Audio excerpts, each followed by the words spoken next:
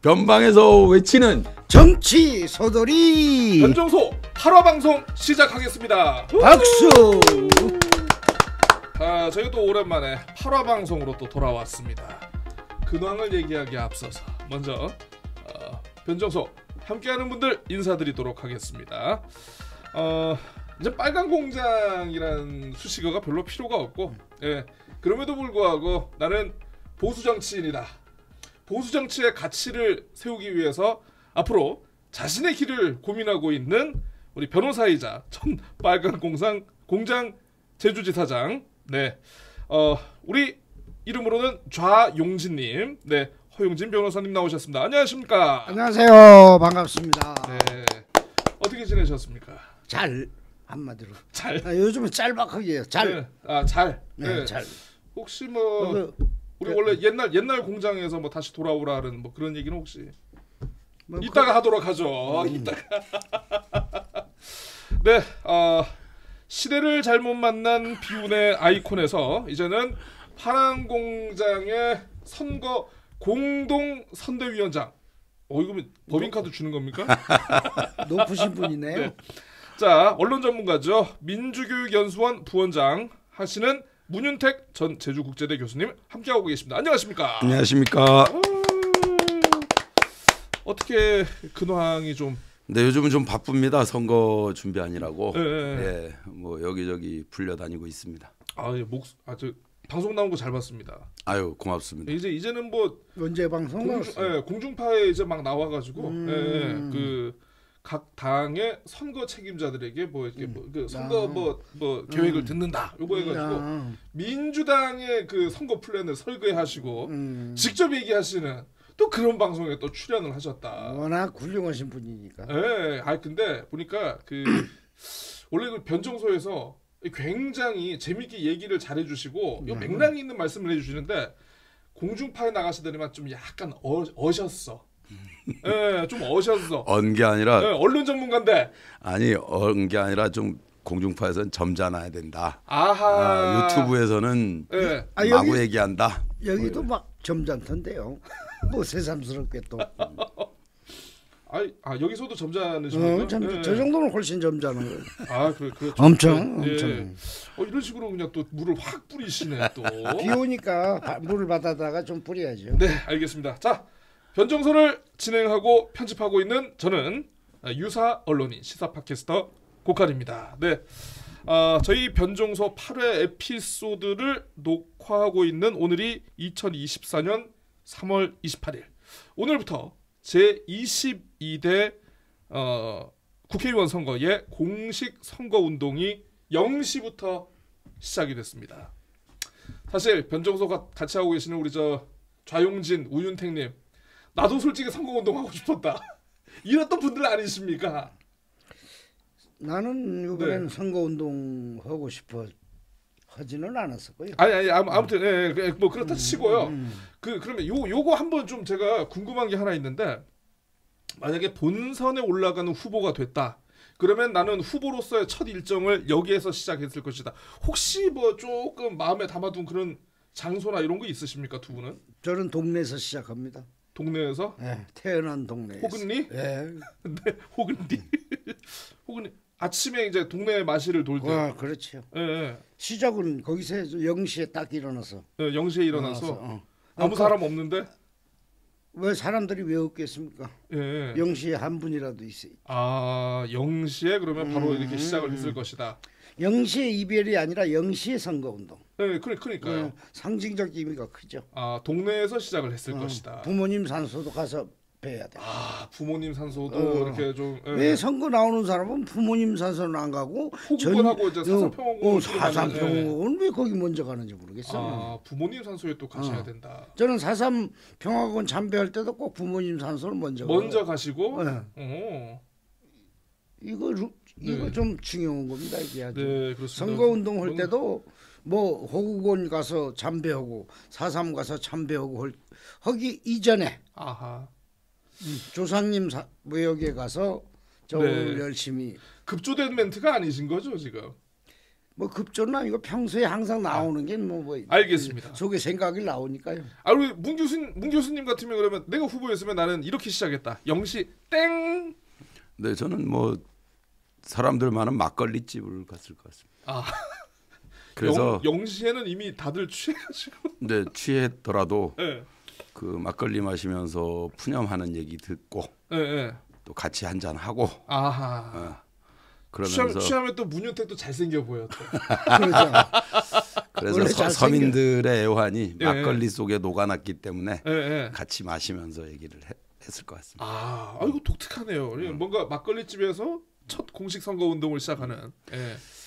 저는 이제 막걸리 하면 서민의 상징이라고 생각을 하고 늘 그 제가 예비 후보 때도 그 얘기를 했는데 서민들의 아우성들이 막걸리 집 안에서 각자 그냥 각자 도생에 대한 이게 개인 책임이 아니라 사회 책임, 국가 책임인데 그 푸념들이 막걸리 집 담벼락을 못 넘어요. 아하. 그래서 이게 정치가 그 막걸리 집 애환들을 밖으로 꺼내서 제도적이고 법률적인 문제로 해결을 해줘야 되는데 그게 담벼락 밖으로 못 나오니 지금 서민들이 너무 힘들거든요. 아하. 그래서 서민을 상징하는 막걸리 속에 녹아있는 서민들의 애환을 애환, 예. 같이 허심탄회하게 얘기하고 그거를 같이 해결하는 그걸 혼자 듣고 정치의 영역으로 가져오네. 그렇죠. 예. 네, 그래서 막걸리집 담벼락 밖으로 꺼내놓는 역할을. 예.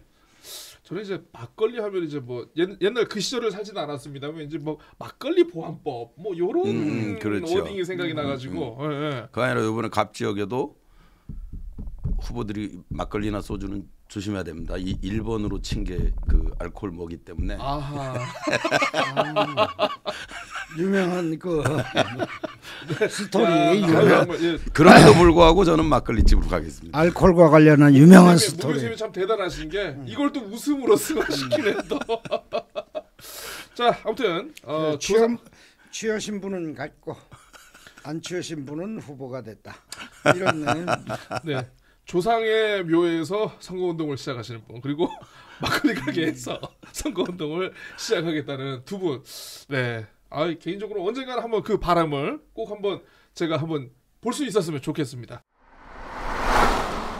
자, 어쨌든 그 지난주 후보 등록 과정에서 제주시갑에 민주당 1명, 국민의힘 1명, 제주시을에 또 마찬가지 민주당 1명, 국민의힘 1명, 그리고 녹색정의당 1명, 서귀포시 2명, 이렇게 7명이 이름을 올렸습니다. 이제 두 분 같은 경우에는 뭐 워낙 정치에 관여된 기간이 워낙 기시다 보니까 거의 웬만한 분들과는 다 교류라든가 이런 인연들이 있지 않을까 싶은데 7명 이게 제가 보니까 기사를 살펴보니까 역대 총선에서 가장 적은 후보 등록이다 이렇게 얘기가 나오는데 이게 왜 이렇게 이번에 후보 등록이 적었던 걸까요 이게?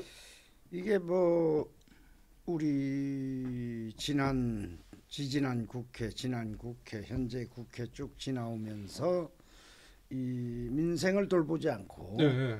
오로지 상대방을 헐뜯기 위한 정쟁으로 일관하는 모습을 보고 네. 유권자들이 또 일반 국민들이 정치에 대한 관심이 조금 더 멀어져 가고 있지 않나. 그렇기 때문에 뭐 정치에 뛰어들고 싶은 후보들이 적은 거 아닌가 이런 측면도 있다라고 저는 개인적으로 진단을 하고 있습니다. 그러니까 지역 유권자들의 어떤 필요와 어떤 요구에 의해서 후보가 나오는 게 아니라 정당이라는 이 폐쇄된 구조에서 후보가 잉태되다 보니까 에이 어차피 저기 못 갈 거면 뭐 정치는 무슨 정치 이렇게 해가지고 아예 뭐 그냥 가능성 자체가 이제 후보가 나올 수 있는 가능성 자체가 많이 원천적으로 차단됐다. 이런 얘기신 거죠? 그런 얘기보다도 네. 정치에 대한 관심을 갖는 분들이 적어지고 있다. 관심을 정치의 환멸을 느끼고 있다. 그래서 매력을 못 느끼는 거죠 정치에 대해서. 매력을 못 느낀다. 아하. 제가 국회의원으로 당선돼서 가면 설득력이 있어요. 유권자들 또 지역을 위해서 뭔가 보람 있는 역할, 발전을 위한 역할을 할 수 있을 것이라는 기대가 있어야 되는데 거기 가서 묻히면 그 정당이라는 집단에 묻히면 정쟁의 한 소모품이 된 이런 역할밖에 못한다. 이런 느낌도 많이 받고 있는 것 같다. 아하. 국회의원의 한석, 그러니까 국회의원이 원래 한 명이라도 그게 국가기관 아닙니까? 그렇죠. 국가기관으로서의 어떤 가치는 조금 낮아지고, 거대한 정치 싸움에 약간 좀 그 부속품 같은. 당론의 부속품이잖아요. 참 시니컬하십니다. 문 교수님 어떻게 보셨습니다? 왜 이렇게 7명 이렇게 많이 적게 들어왔을까요? 저는 일단 그 부분이라고 봅니다. 그 거대 정당들에서는 후보를 내는데 이제 극우 혹은 진보 당이 사실은 그 지난 시기를 거치면서 지난 그 2020년 선거 21대 국회를 거치면서 사실은 정의당도 좀 지리멸렬해졌고 진보 측이 그런 측면들 체제들이 많이 무너져 있는 그러다 보니까 이제 그 후보를 물색해내지 못한 부분들도 있고 그다음 극우들도 이제는 그 유튜브나 이렇게는 갈지라도 후보로 나서기에는 환경이 이제 좀 그런 진짜 극우들이 제주도에는 좀 많이 이제 좀 없어졌다. 그러다 보니까 이제 거대 정당에서만 이렇게 나왔고 아까 기본적으로 그 허 변호사님 말씀에 동의하는 게 국민들이 그만큼 이제 정치에 대해서 무관심하고 좀 염증을 느끼고 있다. 첫 번째가 윤석열 정권이 들어서면서 국가에 대한 기대와 역할이 전혀 없어졌다. 그러니까 서민들이 사실은 국가가 무엇을 해야 되는가, 국가란 무엇인가에 대해서 고민을 하고 국가가 어떤 역할을 해줘야 될까에 대한 기대가 있어야 되는데 그 기대 자체가 좀 없어졌다. 그러니까 그 역할을 정치가 해야 되는데 거기에 동의를 하면서 우리 거대 민주당 국회의 역할도 포기했다. 이런 측면이 상승작용이 일어나서 아마 그런 현상이 저는 부정하지는 않겠습니다. 민주당도 국민들 높이에 맞춰서 좀 사이다 같은 역할을 못한 거 사실이고 그런데 그게 단순하게 민주당의 문제가 아니라 이 3분의 2 이상 돼 있지 않기 때문에 대통령이 진짜 좋은 법률안들을 다 거부권 행사하고 그러니 국회에 대한 기대조차도 국민들은 할 수 없는 게 국회를 통과를 하더라도 대통령이 거부권 행사해 버리면 뭐 그러니까 그 희망들이 없어져 버리는 거예요. 그다음에 서민들을 지켜줘야 되고 이가 재난 이후잖아요. 코로나 재난 이후에 더 악화되어져 가는데 그 악화를 오히려 강화시켜 버리는 역할을 국가가 하고 있단 말이에요. 이 악화되는 경제를 완화시켜 줘야 되는 게 국가 역할인데 그러면 물어볼 거지 않습니까? 스스로한테도 도대체 국가가 왜 있나? 근데 국가가 있는 이유가 없다. 우리 삶에 있어서. 그럼 각자 도생해라. 그다음에 고금리 고물가 지금 뭐 서민들 사과 하나도 마트에 가서 지금 편하게 살 수가 없어요. 요즘 대파 문제가 계속 이제 이슈가 되고 있지만 875원짜리 그러니까 이제 뭐 서민들은 장도 못 보지, 애들 학원도 못 보내지. 매달 사실 서민들 은행에 빚 없는 사람이 있습니까? 코로나 때 지원해준 소상공인들부터 시작해서 개인들도 이거 왜 이렇게 빨리 이자 갚는 날짜는 빨리 돌아오는지 너무 힘든데 국가가 아무것도 지금 하고 있지 않다. 오히려 뭐 부자 감세, 법인세 완화, 양도세 완화, 뭐 주식 뭐 이런 그야말로 재벌 중심의 정책들. 그 다음에 서민 예산 다 뺐고 R&D 예산 다 빼고 기초학문 다 망가뜨리고 그러니 뭐 국민들은 어디를 쳐다봐야 되겠습니까? 근데 정치 또한 역할을 못 하고 있다는 실망이 이번 선거에서 보여지고 있는 게 아닌가. 예. 그럼에도 불구하고 마지막에 극적으로 저는 그 이번 아마 저는 선거 투표율이 굉장히 낮을 거라고 생각했는데 의외로 다시 올라가고 민주당도 굉장히 저는 덕을 봤다라고 생각을 하는 게 조국혁신당이 그나마 정권 심판론이 이 가슴 속에 국민들 가슴 속에서 대놓고 표현하지 못했던 것들을 시원하게 대신해 주니까 조국혁신당이 살아나면서 민주당을 통한 정권 심판을 해야 되겠다라고 하는 게 이 시너지가 난 것 같아요. 그래서 민주당에 대한 지지가 갑자기 바뀐 게 저는 조국혁신당 붐의 따라서 간 거라고 보거든요. 혹시 문 교수님도 조국 혁신당 명예당원?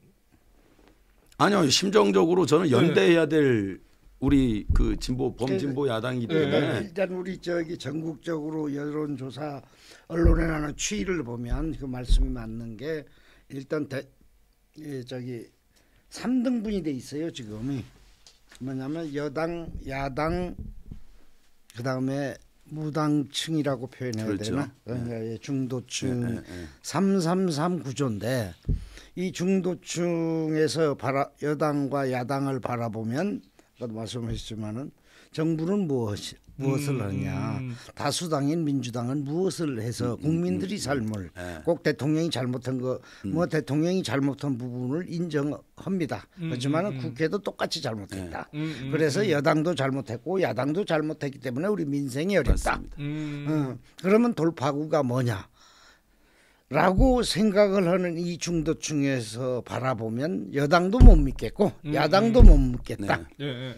그래서 조국 혁신당으로 가는 거 아니냐. 그러면 개혁신당도 있지 않느냐라고 반문을 할 수가 있어요. 그런데 그렇죠. 개혁신당은 뚜렷한 아젠다를 제시하지 못했다. 뭐 저희가 예전에 삼지대 얘기를 한번 했을 때 삼지대는 그냥 가만히 있으면 삼지대가 아니라 보세요. 여기 농지로 비유를 하면 농사 지으면 옛날에는 휴경을 했어요. 아 그렇죠. 농사 짓고 여기 휴경하고 지력을 회복하기 위해서 다른 데 하고 또 여기 예비지 놔두고 그렇죠. 이런 형국이거든요. 그러면 휴경할 때 휴경지를 아무것도 안 해서 놔두면 이게 밭이 되는 게 아니거든요. 휴경지를 갖고 와야죠. 아 휴경지를 또 갖고 와야 됩니까? 제3대 나는 제3지대다라고 외칠 것이 아니라 어떻게 이것을 설계해 나갈 것이냐를 제시해 줘야 되는데 흐리멍텅하니까 이 지지를 할까 말까 고민하는 상태에서 싫든 좋든 조국 혁신당이 나서서 일일이에서 정권 심판을 해야 된다라고 던지니까 속이 후련하다. 아 그게 맞네 하는 심리가 일어나서 조국 혁신당으로 지지율이 몰리는 것이다. 그러니까, 그래서 요 현상을 민주당과 비교를 하자면 민주당은 필요 없다. 조국 혁신당이면 된다라는 거예요. 다만 조국 혁신당에서 지역구를 안 내니까 울며 겨자 먹기로 민주당을 일부 찍어준다. 이런 반사적 효과를 민주당이 누리는 거죠. 그 부분은 그거는 극히 우리 허 변호사님의 개인적인 생각이고. 아니, 개인이 얘기하니까 개인적인 생각이겠죠. 제 생각은 이제 민주당에 대한 기대가 또 민주당밖에 할 수 없다라는 걸 알고 있는데 지난 국회 때 정말 시원하게 사실 잘 좀 못한 건 있어요.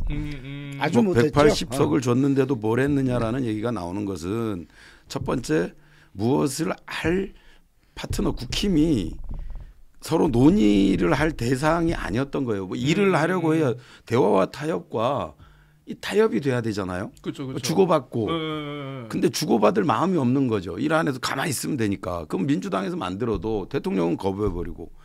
그러니까 민주당 쪽에서는 그러니까 국민들은 민주당이 해야 될 거라고 생각은 하지만 그렇게 시원하게 잘하지 못했는데 조국 혁신당이 생겨서 시원하게 하니 민주당과 협조를 하면 그러면 200석 넘으면 제가 늘 얘기했던 거지만 가장 먼저 해야 될 게 지난번 대통령이 부결했던 거부권 행사했던 재의결을 해야 된다. 재의결해서 이걸 반드시 다 통과시켜서 그것에 대한 힘을 실어주는 것이 조국 혁신당의 역할이라고 국민들은 기대하고 있다. 그러면 본축은 민주당이다. 민주당 본축에 민주당만 있어서는 민주당은 종가다. 그렇죠. 그다음 민주당에도 비례위성정당이 있는 것이고 그렇죠. 이게 조국 혁신당의 선명성을 부과시켜서 서로 시너지를 냈으면 하는 것이 결론적으로는 범야권 연대가 이루어질 것이다. 그것도 그때 우리 문구 교수님이 지극히 개인적인 의견 같고요. 개인적인 게 아니라 저는 아이고, 민주당 선대위원장으로서. 민주당 선대위원장으로서. 그래서 제가 보게 되면은 야권을 이끌어 나갈. 그러니까 저의 개인적인 힘이- 생각은 막걸리 먹으면서 얘기합니다. 힘이 막걸리는 좀 여기 이따 먹기로. 방송이고. 자, 민주당에서는 이 정권 심판이라는 이런 의제를 끌고 갈 능력이 부족해서 조국이 나섰다 이렇게 비춰진다는 거죠. 그래도 너무 그래서 긍정적으로 평가를 해주셔가지고 이재명 교수님께서. 대표가 무능해서 조국이 뜬다. 저는 이렇게 비교를 하고 싶습니다. 그 뜻까지 나가신 것 같지는 않고요. 아니 저는 그렇게 설명을 하고 그렇습니다. 싶다고요. 어쨌든 지금 민주당 내에서 굉장히 조국 혁신당에 대한 특별히 여기 입단속이 있는 걸로 제가 알고 있습니다만, 야 이거 방송 그대로 나가면 우리 문 교수님. 아니 그게 진짜 네. 뭐 저는 객관적으로 민주당 내에서도 인정 안 할 수가 없다고 봐요. 예. 인정을 안 할 수. 그러니까 지금 현상은 벌어지고 있는데 일단은 지금은 모른 척하고 이렇게 있는 거다. 그냥 민주당 입장에선. 아니죠. 덕 보고 있는 거죠. 덕을 보고 있다. 그렇습니다. 아니 선거판을 야당 측면에서 보면 선거판을 주도하는 게 조국 혁신당이지 민주당이 아니거든요. 표심을 파고드는 거든. 다만 조국 혁신당은 지역구 후보가 없기 때문에 그냥 도와주는 셈이죠. 민주당을. 그러면 어차피 그러니까 조국 혁신당 얘기가 나온 김에 우리 이 얘기를 좀 더 그러면 이재명 대표가 있는 민주당은 조국 혁신당이 없었으면 길을 잘 못 폈을 것인데 조국 혁신당이 나서서 선명하게 아젠다를 제공해 주니까 그나마 조금 활로가 보이는 것이다. 이렇게 생각을 해야죠. 지금의 선거 국면을 조국 혁신당이 굉장히 뚫으면서 나가고 있고 민주당은 그 뒤에 가만히 있어서 절절 있다. 따라가는 형국이다. 이렇게 저는 그러면 평가하고 있습니다. 쇄빙선 역할설이 그러면 조금은 이게 조금 맞는 것 같습니다. 아이고 어려운 쇄빙선도 나오네요. 본인들이 쇄빙선이 되겠다고 했으니까요. 그렇긴 하죠. 쇄빙선 역할을 잠깐 했지만 발음도 안 되네. 쇄빙선. 발음 연습해도 돼요. 여기 유튜브니까. 그거를 뒤에서 진짜로 밀어낼 동력은 민주당들이 있었던 거거든요. 근데 이제 민주당 지지하는 국민들과 유권자분들이 계셨기 때문에 조국 혁신당이 그 쇄빙선 역할을 제대로 할 수 있었던 것이고 사실 그 역할을 부정하진 않아요. 근데 그 뒤에 받쳐주는 큰 힘이 없으면 모서리만 가지고는 안 되거든요. 그러니까 배 자체가. 밀어주는 큰 힘이냐 따라가는 사람이냐는 유권자들이 판단하는 걸로 놔두시죠. 뭐 하여튼. 그렇습니다. 어쨌든 조국 혁신당에 대한 굉장히 긍정적인 평가를 이렇게 해주셨습니다. 현상을 진단하는 거지 긍정적인 평가는 아니다. 평가는 아니었다. 현상을 진단. 평가는 아니었고 현상을 진단하는 거지. 진단을 했는데 그 진단이 제가 듣기에는 굉장히 좀 긍정적으로 들렸다. 아니 굉장히 우리 지금 총선 판세 흘러가는 모습이니까요. 저희 그 지역구 후보 얘기를 하다가 지금 약간 얘기가 이렇게 좀 빠졌는데 제주시 갑의 문대림 고광철, 제주시 을의 김한